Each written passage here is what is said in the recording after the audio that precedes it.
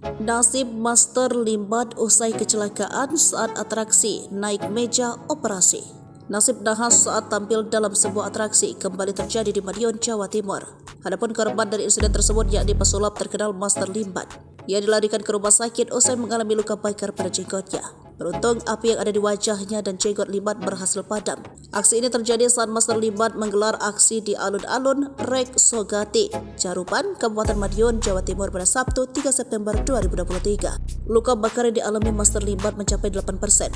Awalnya Limbat dibawa ke Rumah Sakit Umum Daerah Carupan, kemudian dirujuk ke Rumah Sakit Umum Daerah Dr. Sudono Madiun. Dokter di Rumah Sakit Umum Daerah Dr. Sudono Madiun pun langsung melakukan tindakan operasi.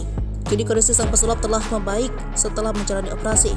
Insiden tersebut bermula Master Limbat duduk di tanah dan memegang obor dengan kondisi api menyala. Master Limbat lalu menyemprot minyak dari dalam mulutnya sehingga muncul api besar. Namun sayangnya, api itu mengenai jenggot hingga muka Limbat. Master Limbat berusaha memadamkan api yang ada di mukanya. Kru lain pun tampak panik dan berusaha menolong Limbat.